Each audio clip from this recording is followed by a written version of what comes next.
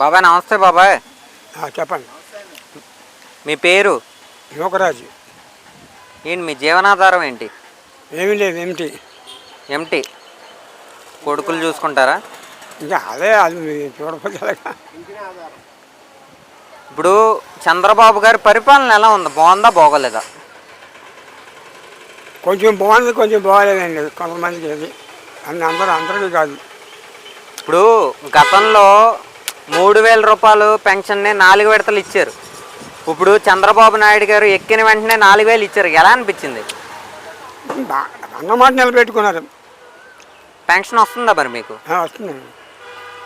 మీరు వెళ్ళి తీసుకోవాల్సి వస్తుందా లేదా మీకు వాళ్ళు తెచ్చేస్తున్నారు సచివాలయం సిబ్బంది? ఇంటికే వస్తున్నారు.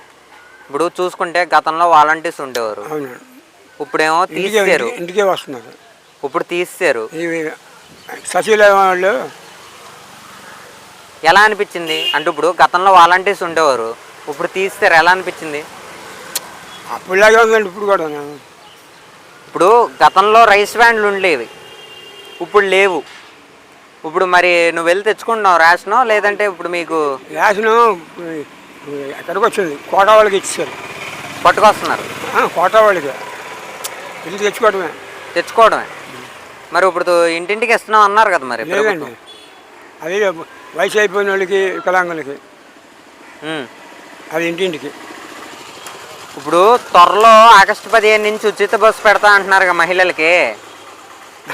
ఆ ఉచిత బస్సు పెడితే బాగుంటుందా బాగోదా? అదేటి బ్యాట్ ఇప్పుడు లేదా పని.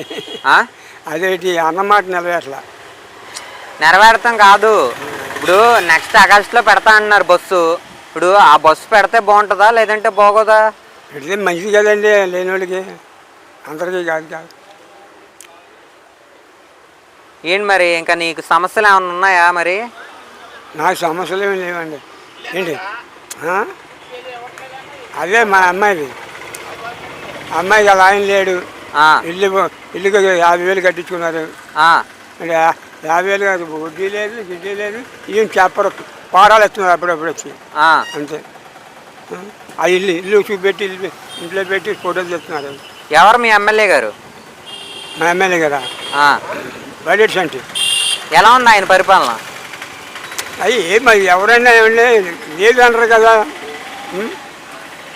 ఇప్పుడు ప్రజలందరినీ ఆదుకుంటున్నాం అంటే ఇప్పుడు ప్రజలు మా వద్దకు వస్తే మేము వాళ్ళకి సాయం చేస్తున్నాం అన్నారు. మరి నిజంగా ఆయన కష్ట సుఖాల్లో ఉన్న ప్రజలను ఆదుకుంటున్నారా?